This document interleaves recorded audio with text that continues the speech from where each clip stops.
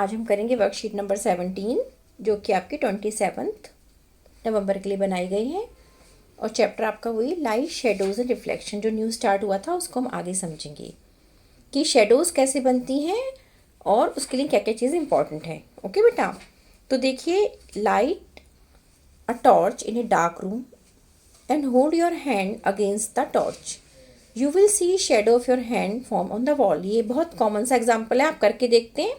अंधेरे में जब कभी अपने हाथ को देख रहे होते हैं और कहीं से लाइट का सोर्स आ रहा है तो आपको इमेज दिखती है हाथ की बनी हुई, है ना। ऐसे किसी भी ऑब्जेक्ट के लिए हो सकता है, क्योंकि हम कोई भी चीज़ है वो किस में देखते हैं, लाइट में देखते हैं। डार्क में तो हम देख नहीं सकते। इसी तरह से शेडो भी जो है वो हमें कब दिखेगी, जब लाइट का थोड़ा सोर्स होगा। We cannot see a shadow in dark. You need some source of light for the shadow to form. And when the path of light is obstructed or blocked by any object, the region behind the object remains dark, as no light reaches the region. This is because light travels in a straight line. बीच में अगर हम कोई भी ऑब्स्ट्रकल लगा देंगे, कोई भी light के पाथ को अगर हम रोक देंगे तो हमें उतनी जगह की इमेज नहीं मिलेगी। ठीक है, a shadow is formed when a part of light is blocked by the object. ठीक है, तो हमें कब हमें शेडो मिलती है, जब कोई भी लाइट का जो पार्ट है वो ब्लॉक हो गया। बीच में हमने अपना हैंड रख दिया लाइट के बीच में तो हमें शेडो मिल रही है, अदरवाइज हमें शेडो नहीं मिलेगी। अब यहाँ पर आप देखिए, we can see a shadow on a wall और ग्राउंड और any surface which is called as a screen. तो इसके लिए हमें स्क्रीन चाहिए। शेडो को हम ऐसे हवा में नहीं देख सकते। शेडो के लिए हमें कोई एक बोर्ड होना चाहिए या कोई वॉल हो या कुछ भी ऐसी चीज़ हो जिस पे हमें वो दिखे। Opaque objects produce darker shadow than the translucent. Opaque जो है वो डार्कर शेडो देंगे देन टू ट्रांसल्यूसेंट।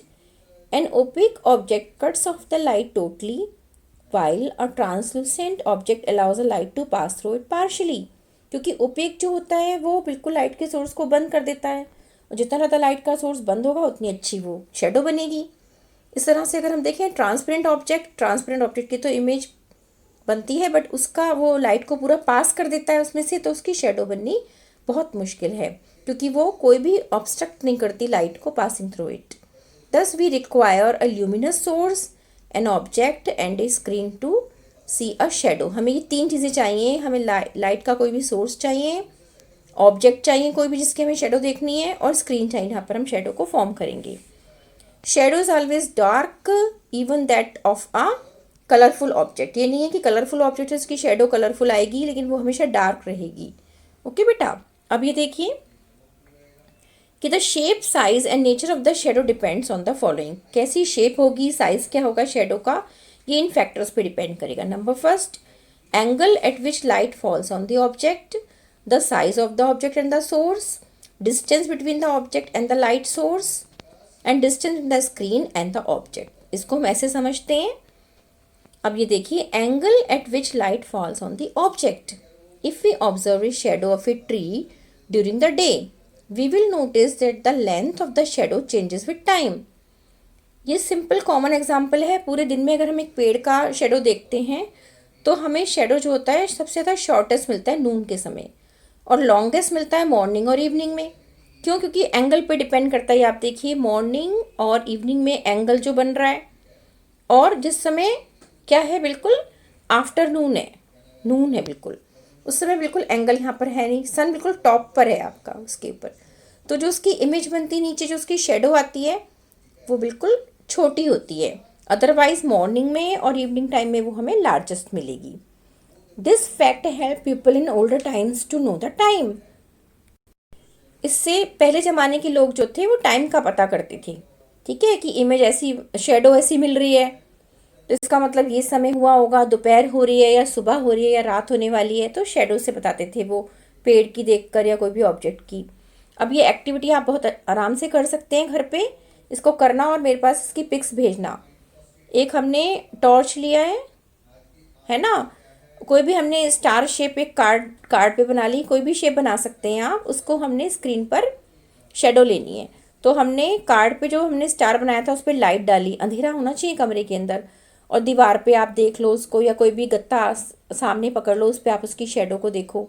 ठीक है, तब हमने शेडो को देखा, फिर हमने देखा कि हम मूव करते हैं कार्ड को, अगर हमने टॉर्च को मूव कर दिया वहाँ से तो कोई शेडो नहीं आएगी, है ना। और अगर टॉर्च को हम लाइट उस पर पास करें तो शेडो बनती है किस चीज़ की, कार्ड की।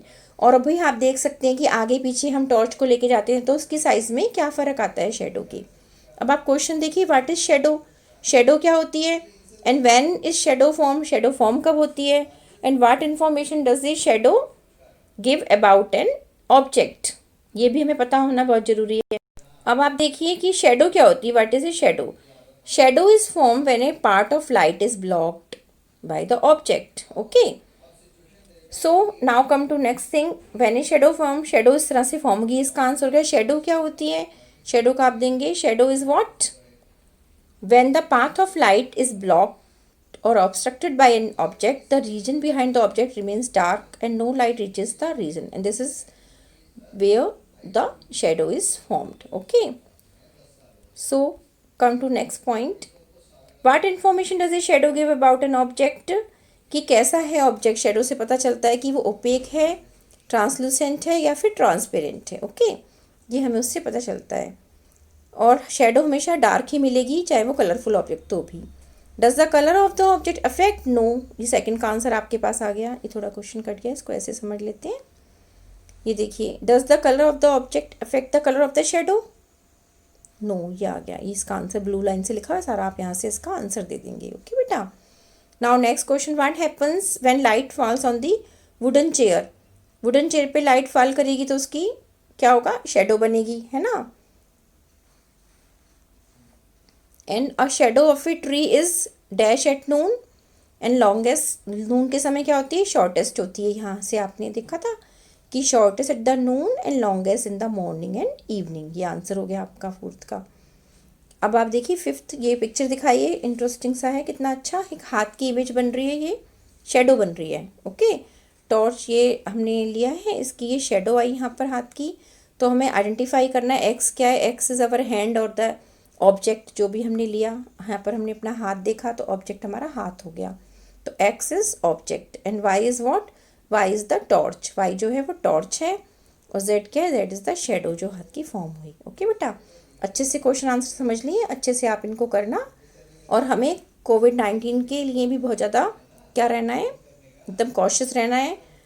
ये इंपॉर्टेंट मैसेज है, wash your hands with soap and water regularly, जब भी आप बाहर जाते हैं wear the mask. Okay, thank you बेटा।